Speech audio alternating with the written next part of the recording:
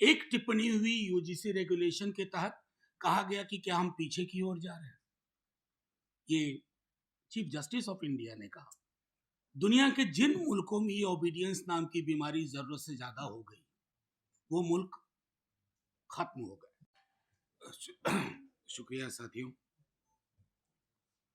विलंब हुआ, पार्लियामेंट भी चल रही है, मतलब मेरा हाउस चल रहा है, वो हाउस नहीं चल रहा है।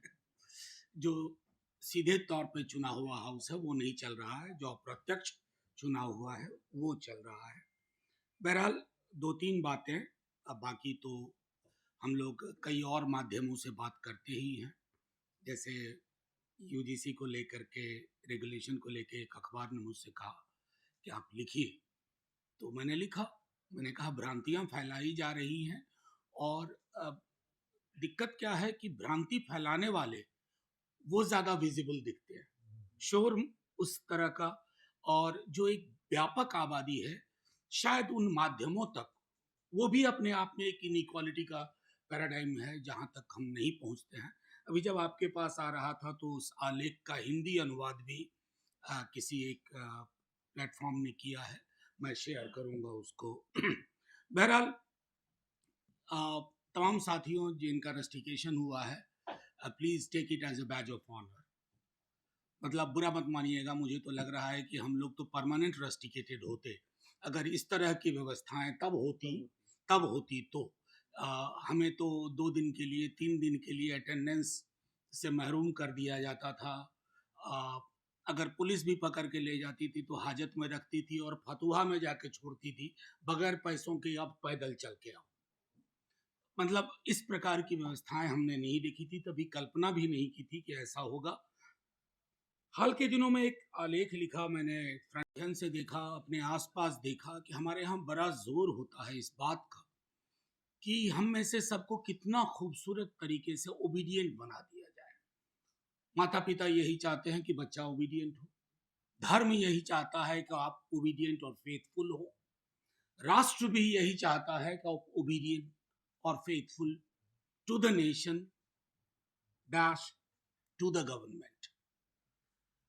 दुनिया के जिन मुल्कों में ये ओबीडियंस नाम की बीमारी जरूरत से ज्यादा हो गई, वो मुल्क खत्म हो गए। तो a fair amount of obedience is needed, but unfair amount of obedience has to be discarded. ये मैं अपने तजुर्बे से भी कह रहा हूँ। दूसरी चीज मैं कहूँ कि ये लड़ाई 4 स्टूडेंट के रस्टिकेशन से नहीं है। इस रस्टिकेशन के पीछे की पृष्ठभूमि मैं सुन रहा था, आपने बहुत बेहतर तरीके से बताया। इसके पीछे पृष्ठभूमि है सरकार और सरकार को चलाने वाले संघ के लोग। उनको आशंका है कि जिस आंदोलन को हमने हल्के में न्यायपालिका के माध्यम से अभी दबाने की कोशिश की है, वो दबेगा नहीं। मसलन कल मुझे पार्लियामेंट में बोलना था राष्ट्रपति महोदया का अभिभाषण पर। मैंने कहा कि उस दिन 2 टिप्पणी हुई, आप लोगों ने नोटिस किया या नहीं। एक टिप्पणी हुई यूजीसी रेगुलेशन के तहत, कहा गया कि क्या हम पीछे की ओर जा रहे हैं। ये चीफ जस्टिस ऑफ इंडिया ने कहा। शायद वो समाज नहीं देख पा रहे हैं, हम तो पीछे ही चल रहे हैं भाई। मैंने कल पार्लियामेंट में कहा कि मेरे घर आइए, मेरे ऑफिस आइए, सीवर डेथ्स की 4 तस्वीरें लगी हुई है, और मुझे खुद सरकार ने बताया है कि 98% एक ही जाति के लोग हैं। तो ये पीछे चलना नहीं हुआ, ये कौन सी आगे की यात्रा है।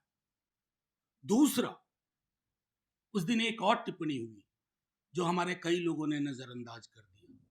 ट्रेड यूनियन को ग्रोथ का ऑब्स्ट्रक्शन का। मैंने कभी कल्पना नहीं की थी कि इस देश में एक चीफ जस्टिस ऑफ इंडिया ये बोल के निकल जाएंगे। वो ये बोल के निकल जाएंगे कि समाज पीछे जा रहा है। उन्हें पता नहीं है हमारे, बाकी छोड़ दीजिए, जो बड़े बड़े विश्वविद्यालय हैं वहां मेस बटे हुए हैं। मैं आज की बात भी नहीं कर रहा हूं, बहुत पहले से ये चल रहा है। और अगर मेस नहीं बटा हुआ तो टेबल बटा हुआ है। Sitting arrangements almost pre decided. और ऐसे माहौल में जब न्यायपालिका ये कहती है हम तो आगे चलना चाहते हो, तो हुजूर आगे चलने के पहले पीछे की गंदी रवायतों को डस्टबिन में डालना होता। उसको स्वीकार करना होता है. I will not take much of your time, but there are certain fights which you not only fight for yourself, for this generation, you are fighting to give or make your next generation inherit a world which is less unequal. And a slice of that world that is called India is less unequal. और इसके लिए मैं समझता हूं कि एक व्यापक भागीदारी, अक्सर हमारे आंदोलन इलाहाबाद, दिल्ली, बल्कि पटना तो आजकल मिसिंग लिंक सा हो गया है, इस तरह के सेंटर्स में रहता है. इसको एक जब तक हम एक व्यापक, और ये लड़ाई हम किसी व्यक्ति विशेष के खिलाफ नहीं लड़ रहे, इस लड़ाई को बहुत तरतीब से हमें ये बताना होगा कि जब कभी कोई संरचनात्मक विसंगतियों के खिलाफ लड़ाई होती है तो प्रिविलेज्ड क्लासेस को ये लगता है कि मेरे प्रिविलेज को छीनने की कोशिश की जा रही है. उनसे भी मेरा आग्रह होगा, तमाम लोगों से जो सोशल मीडिया पे हम लोगों से ज्यादा सक्रिय हैं, हम लोगों से ज्यादा हाइपर एक्टिव हैं, उनसे कहना होगा, I have examined my own privileges. मैंने लिखा इंडियन एक्सप्रेस में इसके बारे में डिटेल, फिरोज यहां बैठे हुए हैं, डिटेल लिखा, लेकिन लगा बात नहीं बनी. आज फिर मैंने लिखा है, जो संभवतः कल के अखबार में आएगा. मैंने लिखा कि मुझे लोग मेरे सरनेम को देख करके कहते हैं तुम क्यों नहीं बोल रहे हो. I mean, there is something we must acknowledge. Privilege का अपना व्याकरण है, ये आपको महसूस कराता है, लेकिन ज्यादा महसूस करने में लेथार्जी आती है और विसंगतियां बनी रहती हैं. आप सब लोगों को मेरी ओर से बहुत बहुत मुबारकबाद इस लड़ाई के लिए. काउंट में इन कह रहे थे विलंब हो गया.